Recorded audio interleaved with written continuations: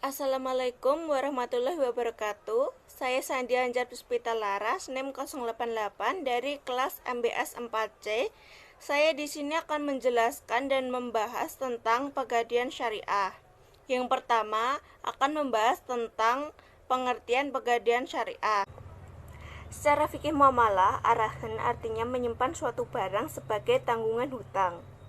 Secara bahasa, rahen berarti tetap dan lama.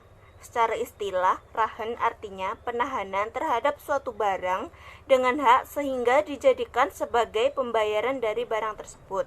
Arahan atau gadai merupakan suatu akad utang piutang dengan menjadikan barang yang memiliki nilai harta menurut syara Islam dijadikan sebagai jaminan marhun bih sehingga rahin boleh mengambil marhun bih. Pegadaian syariah merupakan lembaga keuangan non-bank yang dalam menjalankan operasionalnya berpegang dalam prinsip syariah, yaitu efisiensi, rasionalitas, dan efektivitas yang diselaraskan dengan nilai Islam. Yang selanjutnya kita membahas tentang dasar hukum gadai dan pegadaian syariah. Yang pertama adalah Al-Quran. Di Al-Quran surat Al-Baqarah ayat 283 yang digunakan sebagai dasar dalam membangun atau konsep gadai. Dengan mencermati ayat tersebut dapat dikatakan bahwa dalam muamalah tidak secara tunai ketika safar dan tidak terdapat penulis untuk menuliskannya transaksi itu, maka arahan dalam kondisi itu hukumnya sunnah. Lalu yang kedua, dasar hukumnya melalui hadis Nabi Muhammad SAW. Salah satu hadisnya yaitu hadis Aisyah radhiyallahu anhu yang diriwayatkan oleh Imam Muslim, yaitu sesungguhnya Nabi SAW membeli bahan makanan dari seorang Yahudi dengan cara berhutang dan beliau menggadaikan baju besinya. Hadis riwayat Al-Bukhari. Dasar hukum yang ketiga adalah Fatwa Dewan Syariah Nasional, yaitu Fatwa Dewan Syariah Nasional Majelis Ulama Indonesia nomor 25/DSN MUI/3/2002 tentang rahen. Lalu selanjutnya membahas tentang fungsi pegadaian syariah. Yang pertama, mengelola penyaluran uang pinjaman atas dasar hukum gadai dengan cara mudah, cepat, aman, dan hemat. Yang kedua, menciptakan dan mengembangkan usaha-usaha lain yang menguntungkan bagi pegadaian maupun masyarakat. Yang ketiga, mengelola keuntungan perlengkapan kepegawaian, pendidikan, dan pelatihan. Yang keempat, melakukan penelitian dan pengembangan serta mengawasi pengelolaan pegadaian. Lalu selanjutnya kita akan membahas produk-produk pegadaian syariah. Yang pertama yaitu rahen. Rahen adalah pembiayaan rahen dari pegadaian syariah adalah solusi tepat kebutuhan dana cepat yang sesuai syariah. Yang kedua arum, yaitu pembiayaan arum pada pegadaian syariah memudahkan para pengusaha kecil mendapatkan modal usaha dengan jaminan PBKP atau emas. Lalu yang ketiga yaitu amanah, pembiayaan berprinsip kepada pegawai negara sipil dan karyawan swasta untuk memiliki motor atau mobil dengan cara angsuran. Oke, yang selanjutnya membahas tentang barang jaminan gadai syariah. Yang pertama seperti barang-barang perhiasan yaitu emas, perak, platina, intan, dan lain-lain. Yang kedua, barang-barang elektronik yaitu laptop, TV, kulkas, radio. Lalu yang ketiga yaitu kendaraan, yaitu seperti sepeda, motor, dan mobil. Lalu yang keempat, barang-barang rumah tangga. Yang kelima, mesin, yaitu contohnya mesin jahit, mesin motor kapal, atau yang lain-lain. Lalu yang keenam yaitu tekstil. Yang ketujuh, barang-barang berharga seperti saham, obligasi, dan lain-lain. Selanjutnya membahas tentang sumber pendanaan pegadaian syariah.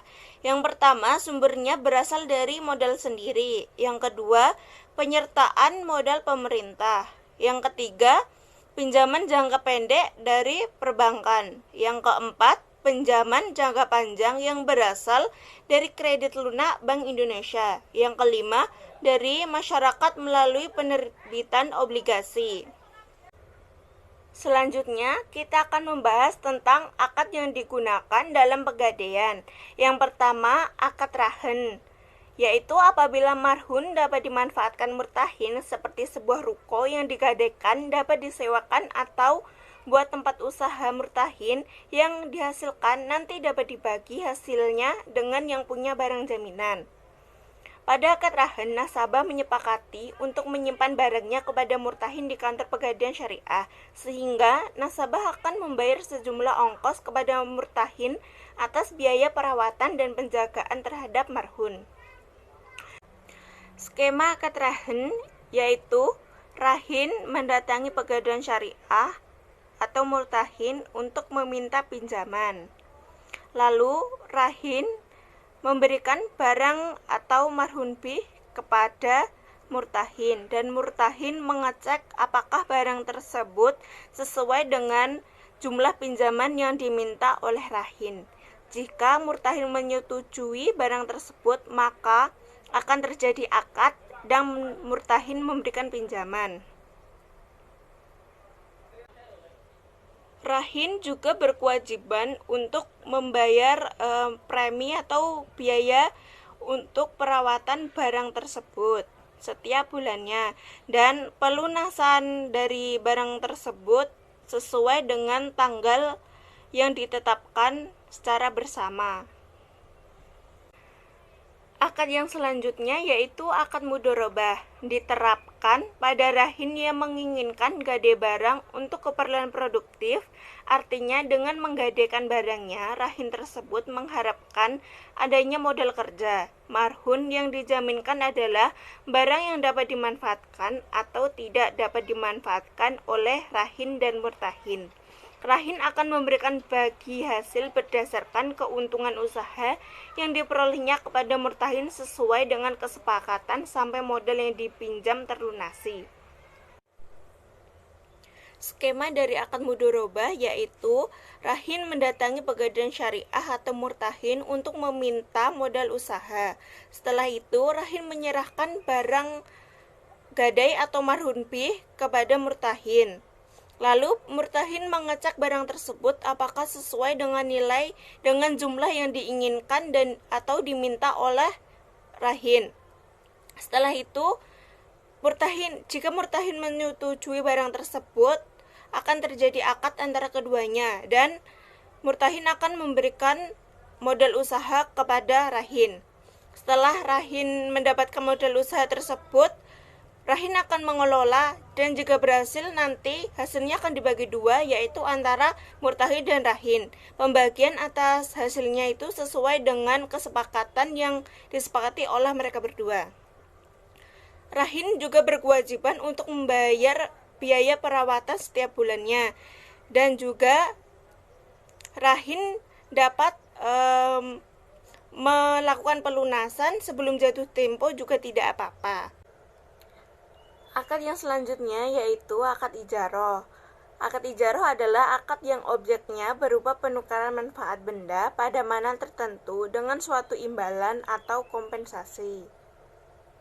Penggunaan manfaat atau jasa pergantian kompensasi yaitu pemilik yang menyewakan manfaat disebut muajir, sedangkan penyewa atau nasabah disebut mustajir. Sesuatu yang diambil manfaatnya disebut majur atau ujrah. Karena itu, nasabah akan memberikan biaya kepada muajir karena telah menyimpan barang untuk dijaga dan dirawat oleh murtahin. Untuk menghindari riba, di dalam ijarah pengenaan biaya jasa pada barang simpanan rahin mempunyai ketentuan, yaitu 1. Harus dinyatakan dalam nominal, bukan presentasi. Yang kedua, sifatnya harus nyata, jelas, pasti, serta terbatas pada hal-hal yang mutlak untuk diperlukan terjadinya kontrak. Yang ketiga, tidak terdapat tambahan biaya yang tidak disebutkan dalam akad awal. Skema dari akad ijarah yaitu rahin mendatangi pegadaian syariah atau murtahin untuk meminta pinjaman. Lalu rahin menyerahkan barang atau marhun bih kepada murtahin. Lalu murtahin mengecek barang tersebut apakah sesuai dengan nilai yang diinginkan atau diminta oleh rahin. Jika murtahin menyetujui barang tersebut, akan terjadi akad dan murtahin memberikan pinjaman kepada rahin. Lalu rahin akan memberikan imbalan kepada murtahin karena telah merawat jaminan tersebut atau barang tersebut.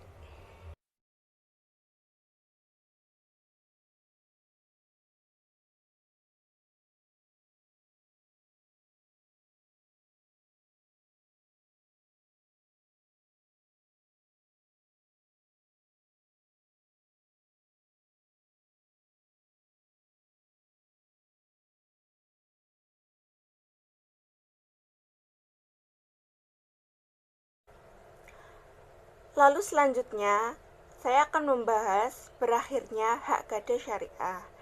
Yang pertama, menurut Abdul Aziz Dahlan, bahwa hak gade dikatakan batal apabila 1.